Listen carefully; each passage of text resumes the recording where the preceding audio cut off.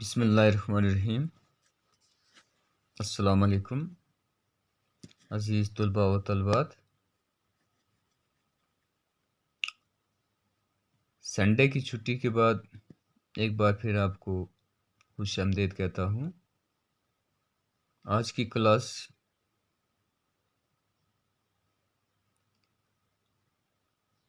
9th subject science lessons why do we fall ill. तो अज़ीज़ बच्चों, इस लेसन में हमने कई बीमारियों के फैक्टर्स, काजेज़, सिम्टम के बारे में पढ़ चुके हैं। हम इस काबिल हो गए हैं कि हम किसी भी बीमारी से कैसे बच सकते हैं, या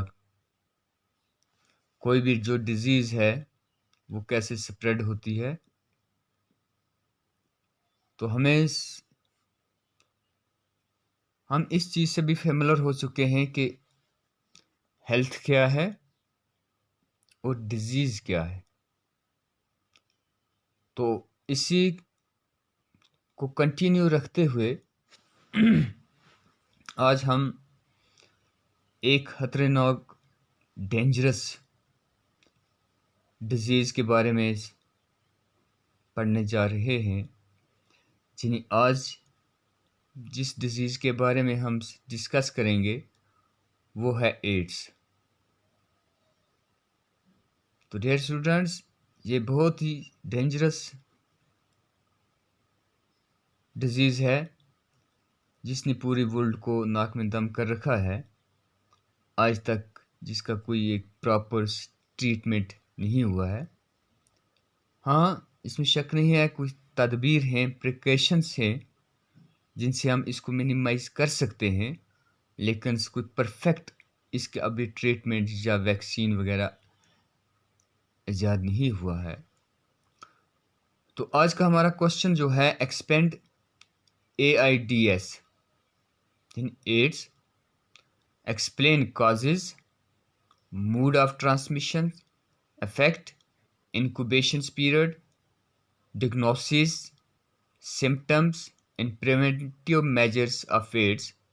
What is the significance of 1st December? यानी इन सब चीज़ों को हम डिस्कस करेंगे।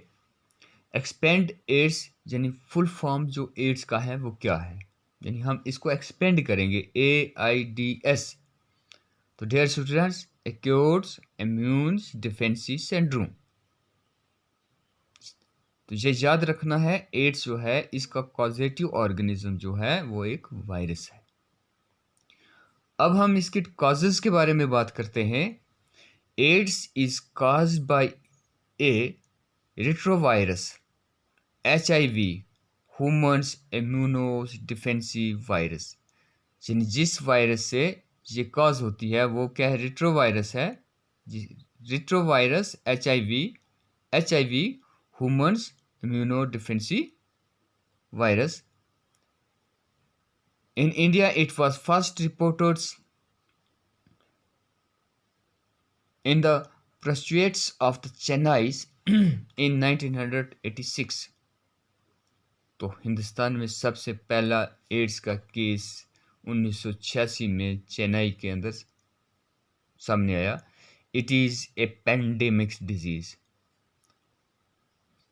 एड्स जो है ये पेंडेमिक डिजीज़ है, ये यानी इसका लाइफ जो है वो लॉन्ग है, लंबे अरसे तक ये कम्युनिटीज़ को अपनी बाहू में ले लेती है। अब हमारे पास है इसका ट्रांसमिशन। तो ट्रांसमिशन जो है, humans infections occur through unprotected sexual intercourse, use of contaminated syringe, blood transfusions, organ transplantations, common razors of the barbers extra।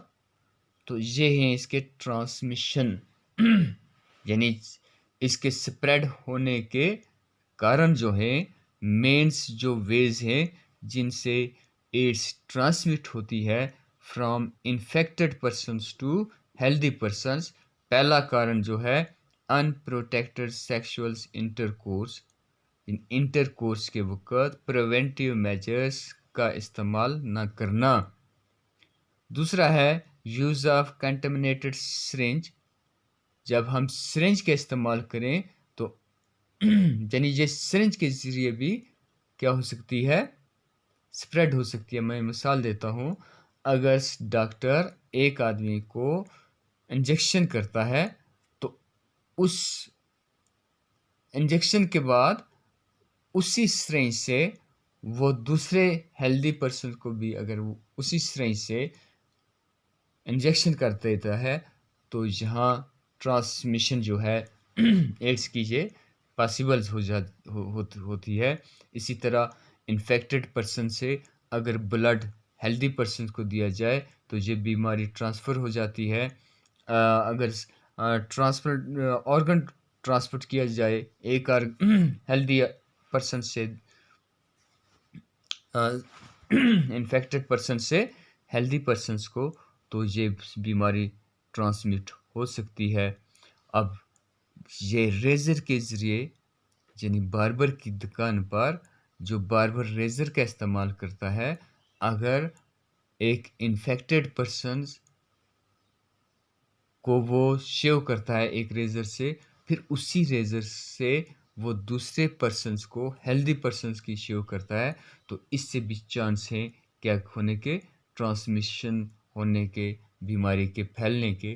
तो इसीलिए आपने देखा होगा कि बार्बर जो होता है वो एक शेव के बाद क्या करता है, उस रेज़र को वो स्टरलाइज करता है, यानी उसके ऊपर वो एंटीबैक्टीरियल्स वो लिक्विड वगैरह को वो डालता है ताकि इसके अंदर अगर इसके साथ कोई जर्म्स है वो क्या हो जाए, मर जाए, ख़त्म हो जाए।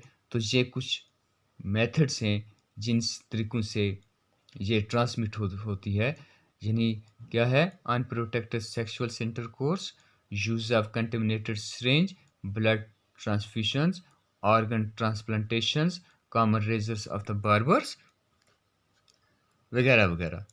अब डियर स्टूडेंट्स, अब इसके क्या है, अब इसके इफ़ेक्ट क्या है,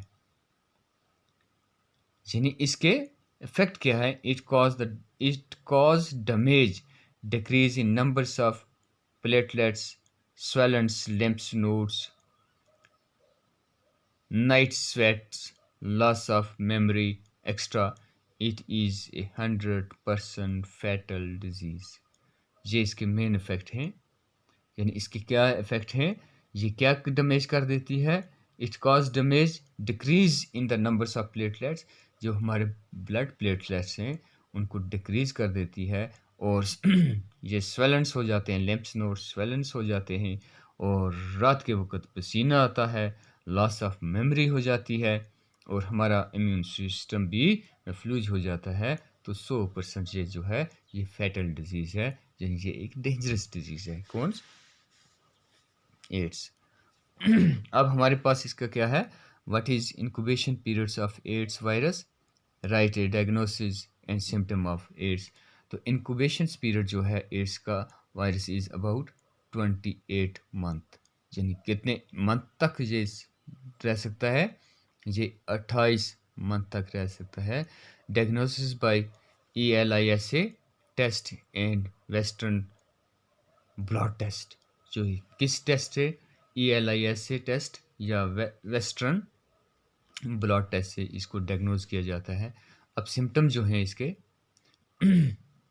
HIV kills the helper T lymphocytes, जो हमारे सेल हमारी बॉडी के अंदर जो टी लिम्फोसाइट्स होते हैं, इनको जो किल कर देती है। It is characterized by following symptom, और इसके जो मेन सिम्टम हैं वो ये हैं, प्रोलॉन्गेड फीवर, यानी लगातार उस पर्सन को क्या रहता है, फीवर रहता है, लंबे अरसे तक उसको फीवर में मुब्तला रहता है।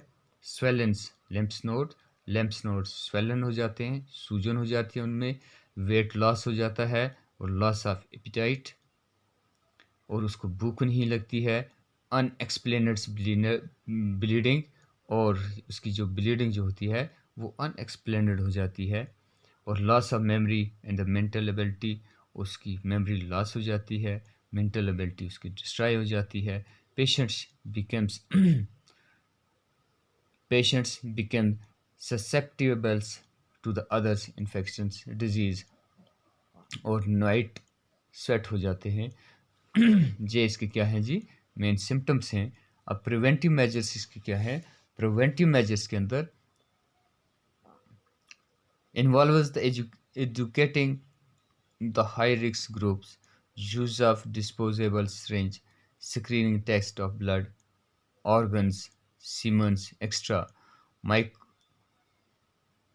monogamous relationships। Dear students, monogamous relationships का मतलब होता है कि ये सेक्सुअल रिलेशन जो है वो अपने आप तक महदूद रखना, यानी किसी थर्ड पर्सन्स के साथ कोई भी ऐसा ताल्लुक न रखना, ये मोनोगेमस रिलेशनशिप होना चाहिए। Avoiding prostitutions, polygamy, and heterosexuality, using condoms, avoiding the use of common razor extra। तो इसके क्या हैं ये प्रिवेंटिव मेजर जो है, मैं रिपीट करता हूँ, एड्स की जो प्रिवेंटिव मेजर्स हैं, involves the educating the high risk groups, use of disposable syringe, screening test of blood, organ, Siemens, extra, monogamous relationship, avoiding prostitutions, polygamy, and heterosexuality, using condoms, avoiding the use of common razor, extra। अब treatment इसका क्या है, drugs like AZT, drugs like AZT, azidothiamidines,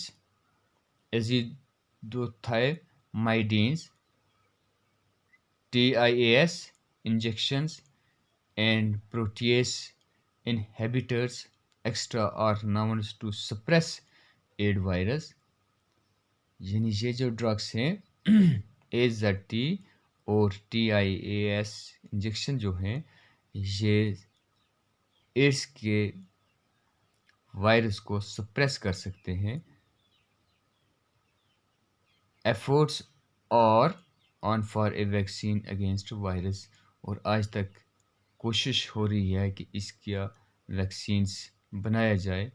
तो dear students, 1 सितंबर जो है, हम ऊपर significant क्या है, 1 दिसंबर इज़ वर्ल्ड एड्स डे। तो 1 दिसंबर जो है हर साल ये वर्ल्ड एड्स डेज के तौर पर मनाया जाता है।